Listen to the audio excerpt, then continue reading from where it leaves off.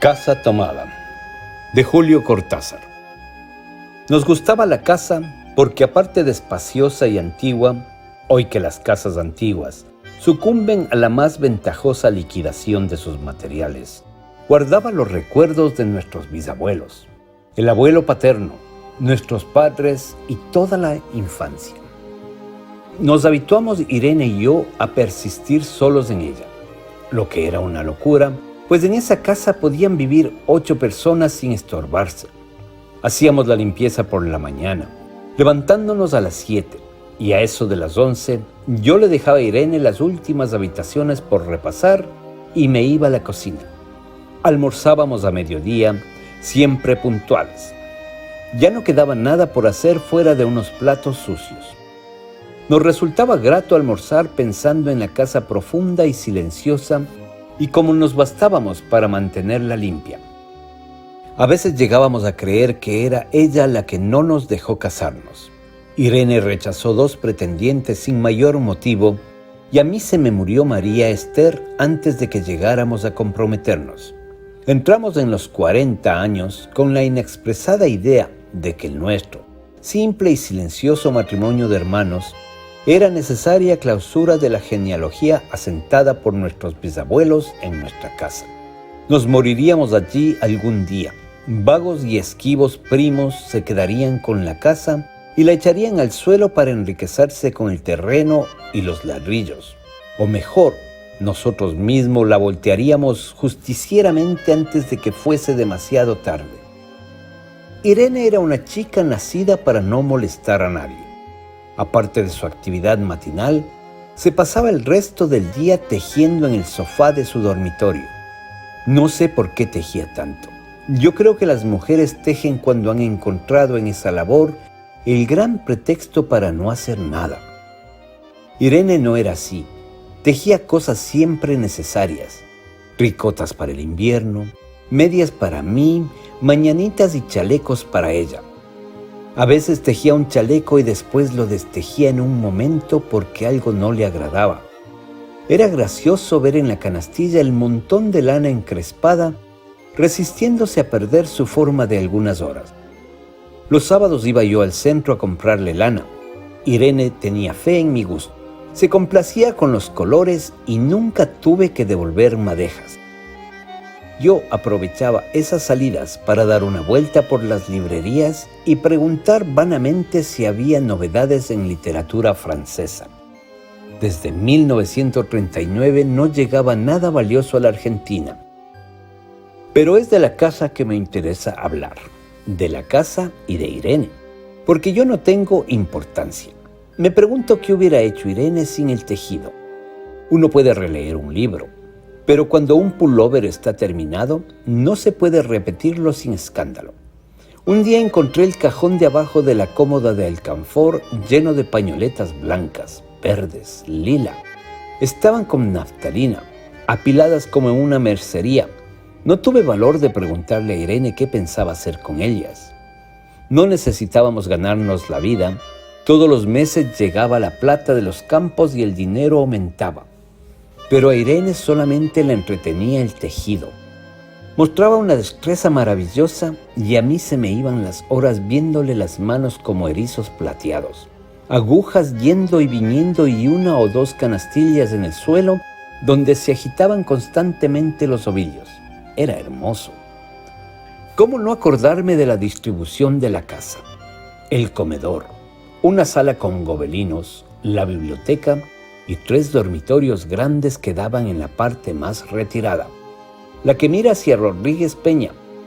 Solamente un pasillo, con su maciza puerta de roble, aislaba esa parte del ala delantera donde había un baño, la cocina, nuestros dormitorios y el living central, al cual comunicaban los dormitorios y el pasillo.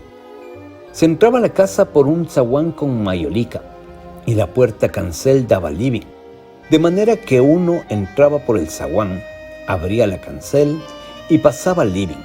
Tenía a los lados las puertas de nuestros dormitorios y al frente el pasillo que conducía a la parte más retirada.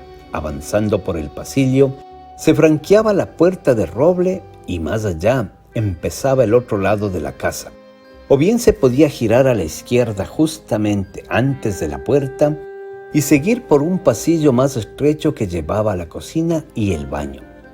Cuando la puerta estaba abierta, advertía uno que la casa era muy grande. Si no, daba la impresión de un departamento de los que se edifican ahora, apenas para moverse. Irene y yo vivíamos siempre en esta parte de la casa. Casi nunca íbamos más allá de la puerta de roble, salvo para hacer la limpieza, pues es increíble cómo se junta tierra en los muebles. Buenos Aires será una ciudad limpia, pero eso lo debe a sus habitantes y no a otra cosa. Hay demasiada tierra en el aire. Apenas sopla una ráfaga, se palpa el polvo en los mármoles de las consolas y entre los rombos de las carpetas de macramé. Da trabajo sacarlo bien con plumero, vuela y se suspende en el aire. Un momento después se deposita de nuevo en los muebles y los pianos. Lo recordaré siempre con claridad porque fue simple y sin circunstancias inútiles. Irene estaba tejiendo en su dormitorio. Eran las 8 de la noche y de repente se me ocurrió poner al fuego la pavita del mate. Fui por el pasillo hasta enfrentar la entornada puerta de roble y daba la vuelta al codo que llevaba a la cocina cuando escuché algo en el comedor o en la biblioteca. El sonido venía impreciso y sordo, como un volcarse de silla sobre la alfombra o un ahogado susurro de conversación. También lo oí, al mismo tiempo o un segundo después, en el fondo del pasillo que traía desde aquellas piezas hasta la puerta. Me tiré contra la puerta antes de que fuera demasiado tarde. Cerré de golpe apoyando el cuerpo. Felizmente la llave estaba puesta de nuestro lado y además corrí el gran cerrojo para más seguridad. Fui a la cocina, calenté la pavita y cuando estuve de vuelta con la bandeja del mate le dije a Irene: tuve que cerrar la puerta del pasillo. Han tomado la parte del fondo. Dejó caer el tejido y me miró con sus graves ojos cansados. ¿Estás seguro? Asentí. Entonces, dijo recogiendo las agujas, tendremos que vivir en este lado. Yo cebaba el mate con mucho cuidado, pero ella tardó un rato en reanudar su labor. Me acuerdo que tejía un chaleco gris. A mí me gustaba ese chaleco. Los primeros días nos pareció penoso porque ambos habíamos dejado en la parte tomada muchas cosas que queríamos. Mis libros de literatura francesa, por ejemplo, estaban todos en la biblioteca. Irene extrañaba unas carpetas, un par de pantuflas que tanto la abrigaban en invierno. Yo sentía mi pipa de enebro y creo que Irene pensó en una botella de esperidina de muchos años. Con frecuencia, pero esto solamente sucedió los primeros días, cerrábamos algún cajón de las cómodas y nos mirábamos con tristeza. No está aquí. Y era una cosa más de todo lo que habíamos perdido al otro lado de la casa. Pero también tuvimos ventajas. La limpieza se simplificó tanto que aún levantándose tardísimo, a las 9:30 por ejemplo, no daban las 11 y ya estábamos de brazos cruzados. Irene se acostumbró a ir conmigo a la cocina y ayudarme a preparar el almuerzo. Lo pensábamos bien y se decidió esto. Mientras yo preparaba el almuerzo, Irene cocinaría platos para comer fríos de noche. Nos alegramos porque siempre resultaba molesto tener que abandonar los dormitorios al atardecer y ponerse a cocinar. Ahora nos bastaba con la mesa en el dormitorio de Irene y las fuentes de comida fiambre. Irene estaba contenta porque le quedaba más tiempo para tejer. Yo andaba un poco perdido a causa de los libros, pero por no afligir a mi hermana me puse a revisar la colección de estampillas de papá. Y eso me sirvió para matar el tiempo. Nos divertíamos mucho, cada uno en sus cosas, casi siempre reunidos en el dormitorio de Irene, que era más cómodo. A veces Irene decía: fíjate este punto que se me ha ocurrido, ¿no da un dibujo de trébol? Un rato después era yo el que le ponía ante los ojos un cuadradito de papel para que viese el mérito de algún sello de Aupen y Malmedy. Estábamos bien y poco a poco empezamos a no pensar. Se puede vivir sin pensar. Cuando Irene soñaba en voz alta, yo me desvelaba enseguida. Nunca pude habituarme a esa voz de estatua o papagayo, voz que viene de los sueños y no de la garganta. Irene decía que mis sueños consistían en grandes sacudones que a veces hacían caer el cobertor. Nuestros dormitorios tenían el living de por medio, pero de noche se escuchaba cualquier cosa en la casa. Nos oíamos respirar, toser, presentíamos el ademán que conduce a la llave del velador, los mutuos y frecuentes insomnios. Aparte de eso, todo estaba callado en la casa.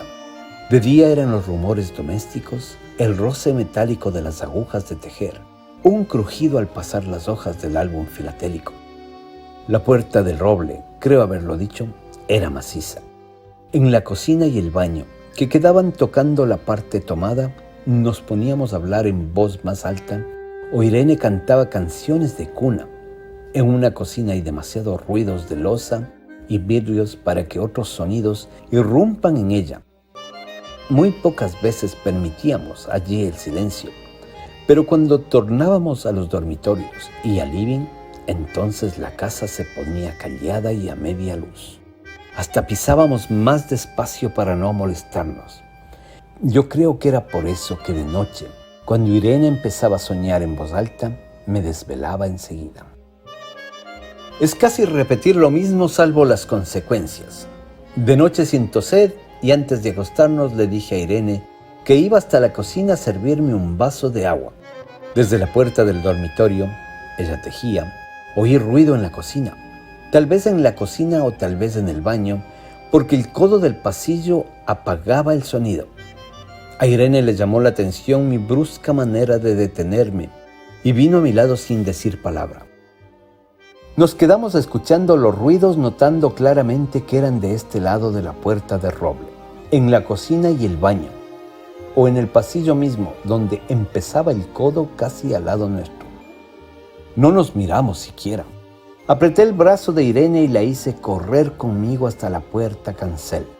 Sin volvernos hacia atrás, los ruidos se oían más fuerte, pero siempre sordos.